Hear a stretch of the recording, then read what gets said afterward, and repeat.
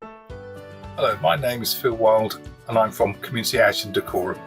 Welcome to this short video about selecting YouTube videos for authentic content for you to use in your courses. So objectives for today are introduce YouTube, performing a search, verifying the content, and then creating a vocabulary document to use with that content. So you will need a PC, laptop or smartphone, an internet connection, some kind of document writing program such as Word or Google Drive or Pages or Notepad, whatever is that you've got to hand. You can also, if you wish, have speakers and a screen to present the video to the class within the classroom, or you can use a printer to print out the list, give to them as a hard copy, or you might want to email it to them. There's also different ways you can do that. But before you begin, ask yourself these: who is the audience? What level are they at the moment? And where do you want to bring them to? What level do you want to move them upwards? And then what specifically do you want them to learn? Once you've got that in your mind, then the next bit becomes a bit more easy. And the next bit is to search for the video.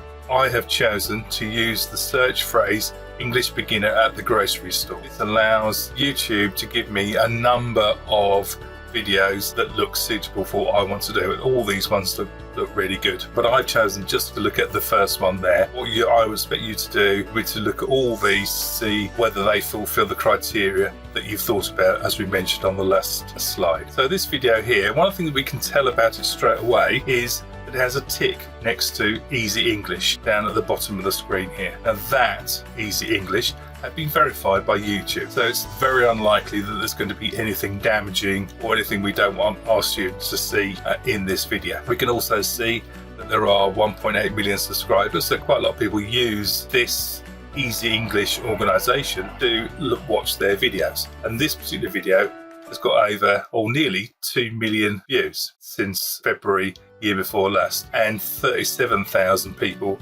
like this video. So that's quite a good indication that maybe this video is the one that we want to look at. Two things that you should do before you decide for definite. One is to look at the comments down below Easy English here, and the other thing is to watch the video. Watch it a couple of times, making notes about whether you think it's suitable, whether it's the right level, whether you feel that it's going to benefit your students, or whether they'll find it too easy, or whatever you decide. Other thing you can do in YouTube, which I think can be quite useful, is that you can have closed captions. And as you can see here, that as the characters are talking in this video, not only are the words appearing in the video itself, but they're appearing in the closed captions as well. This can be quite useful, as I say, to allow students to read it off the screen. It's possible with this particular one that they have written these themselves, that it's not computer generated. That can be the only problem with using those. Just to emphasize here,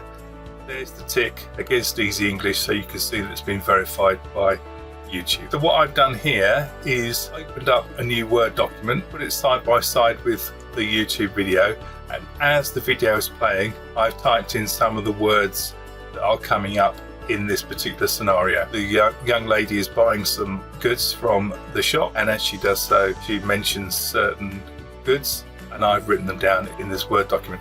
That way I can have that Word document with the location of the video, and both those things can be given to the students for them to think about and ask questions about, and all sorts of things like that. So why would you use YouTube? There are a number of advantages. One is students can access them from anywhere with an internet connection, so they can use their phones, they can use a computer at home, they can use a computer at the library, and they can be anywhere and they could look at the YouTube videos.